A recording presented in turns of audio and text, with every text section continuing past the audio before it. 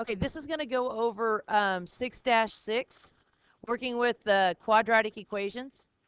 It says the graph of the function y equals 1/2 x squared minus 3 is shown below. Answer the questions that follow about the functions. Which of the function is the best representation of the range of the function? First off, we should know that, there we go. You should underline right here, range. We should know that the range is the y. Already I can eliminate one of them. I know it's not b because it said x equals. Now we talked about if the parabola opens upward, that means that you're going to have y is greater than or equal to. And it's whatever the vertex is. The vertex is the point where the parabola changes direction. It's a minimum or a maximum. So it starts down here at -3 and it goes up. Your range should be y is greater than or equal to -3. The vertex. The vertex, we already said, is the minimum point, and that's 0, -3.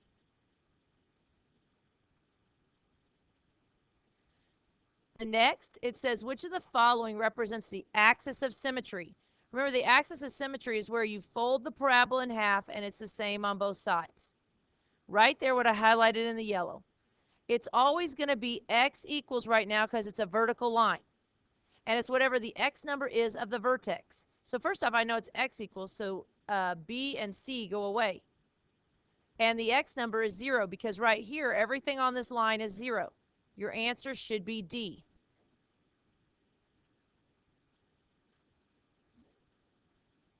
Next, if you're doing this at home, pause the video. Here in class, as we go over this, it says, if graphed, which of the following would appear to be shifted up 6 units? Which one of these numbers affects where it's shifted? That last number right here, right? What does this number do? It makes it wider or narrower or skinnier. It also does what? Yeah, it tells you if it opens up or down. Okay, so now this one, and like I said, this one right here tells you how it's shifted. Okay, so if it says that it's being shifted up 6 units, go right here and let's just add 6 to it. This first part doesn't change. So I have 1/2 x squared, 1/2 x squared. Oh, I guess all of them are like that. So now I have -3 plus 6, which gives you +3. Your answer should be C. Another way you could do this problem is by going in your calculator and going to y equals and putting in there 1/2 x squared minus 3. And I'm going to press graph. So I can go from here, and I start at -3, and I can count up 1, 2, 3, 4, 5, 6, and count up on the y-axis, count up 6, and find that it's at +3. Okay, the next problem said, circle the equations that open downward and that are narrower than y equals x squared. Well, I'm going to put in here y equals x squared. Let's review. What is y equals x squared? What is that called? The quadratic parent function.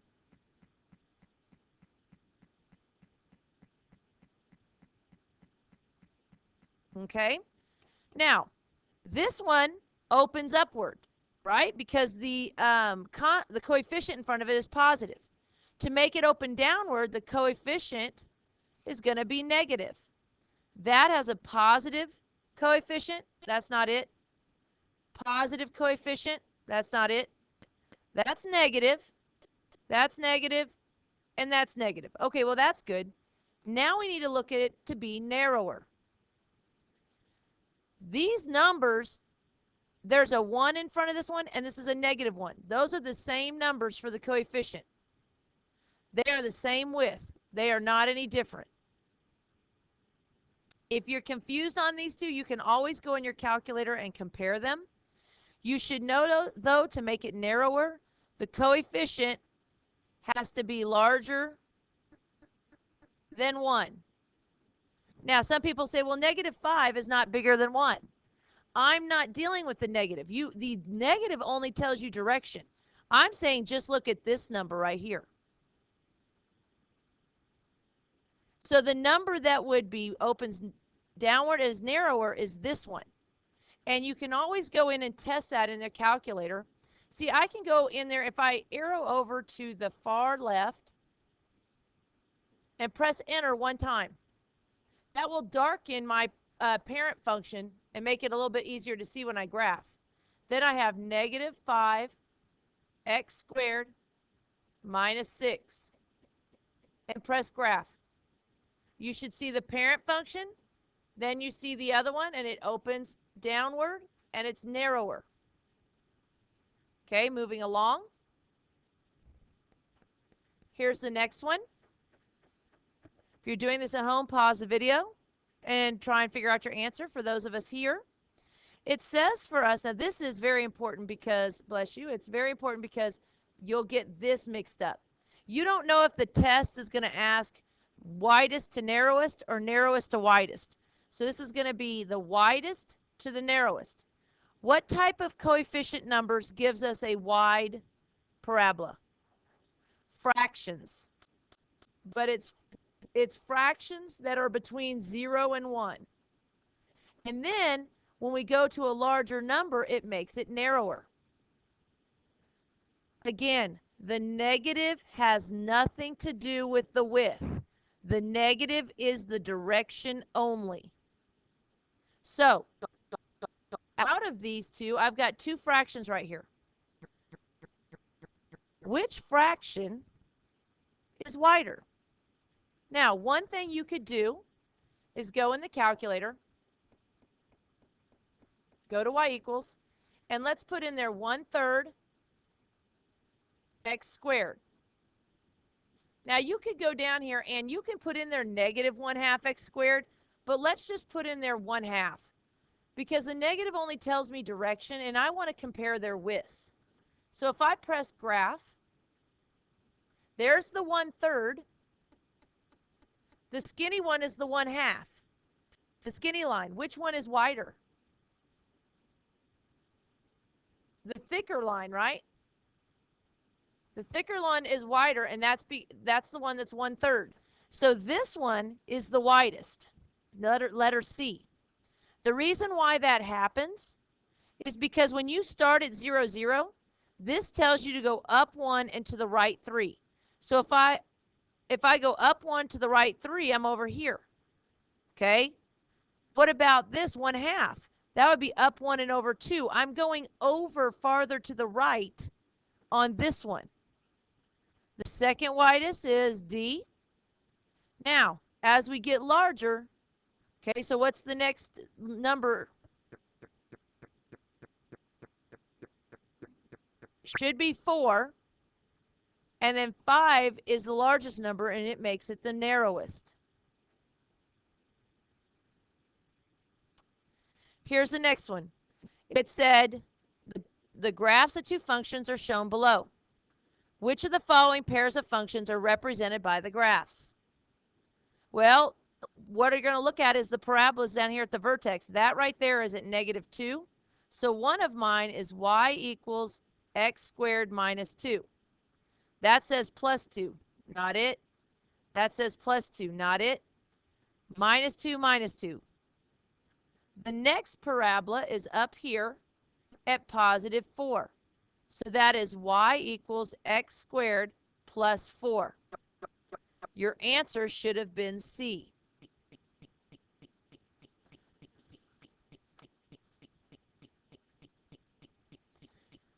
Here's the next one.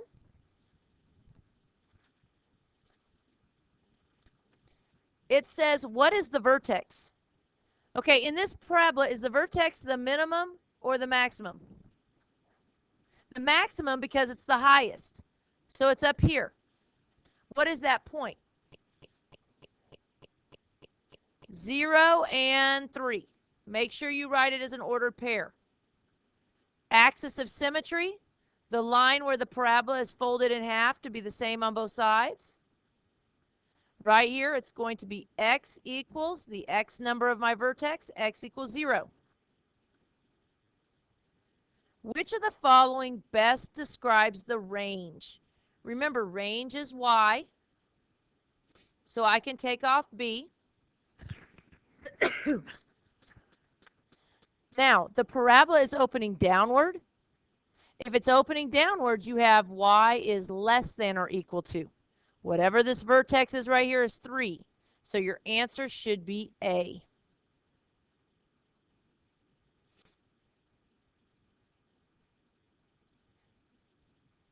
Right here, you can pause the video and do these next ones right here on number 7. First off, it asks you, what point on the graph is the minimum? Underline minimum and write vertex, because you need to remember that those mean the same thing. So my vertex is right here at the bottom of the parabola. It is 1 and negative 4. Again, the axis of symmetry, the AOS, or the line of symmetry. The line where you fold the parabola in half, it goes through the vertex. It is x equals whatever the x number is of the vertex. The x number is 1, so in this case, it's x equals 1.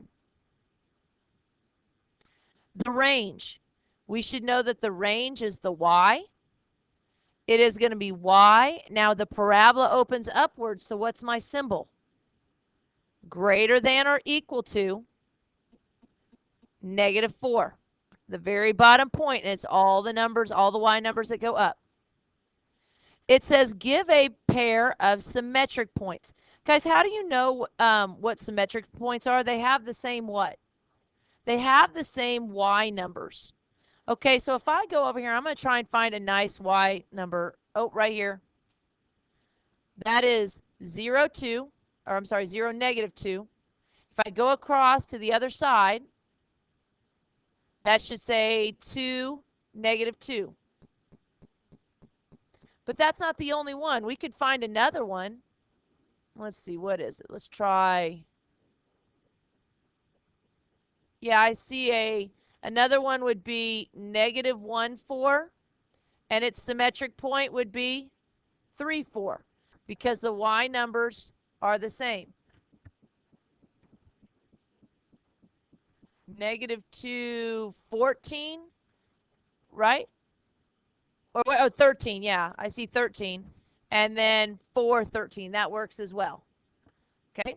The y-intercept, remember here's the y-axis. This point right here crosses the y-axis, so it is 0, negative 2, not 2. 0, negative 2.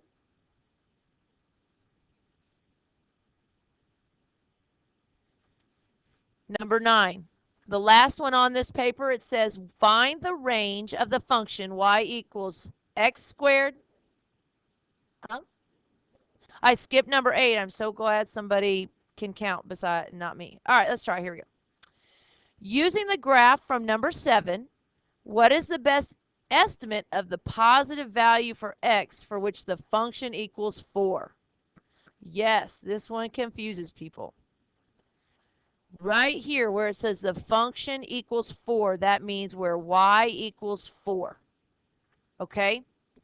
So we found on our graph up here where y equals 4, we have negative 1, 4 and 3, 4. So which one of these numbers are listed on this down there as an answer choice? Both of them are. Which is the best estimate? Well, golly gee, I guess on this one it should be both of them.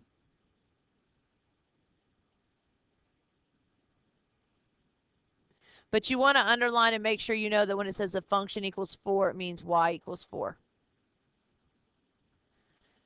Okay, this is from our previous units. It says find the range, find the y number of the function when y equals x squared minus 5, given the domain is x. So I've always said build a table, so we look in the right spot.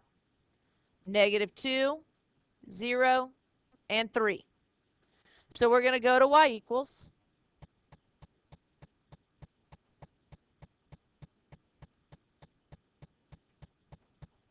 And I have x squared minus 5.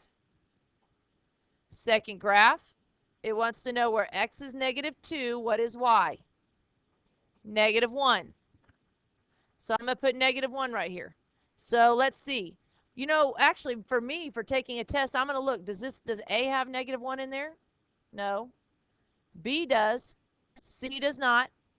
D does not. So I actually know my answer is going to be B just from the first one.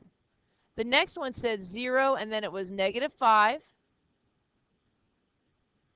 The next one was 3. And if I go down here to 3, the y number is 4. Okay? So now, somewhere on your paper, or just on what you have, let's remind ourselves that the equation we have right now that we're dealing with is y equals ax squared plus b. I want you to remember that this number right here shifts your parabola up and down.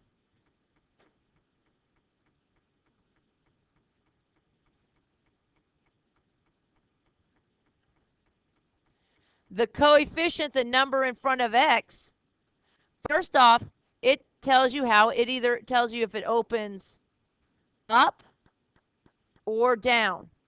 Remember, if it's positive, it opens upward. If it's negative, it opens downward. It also tells you the width. If it is wide, fat, it's going to be a fraction between 0 and 1.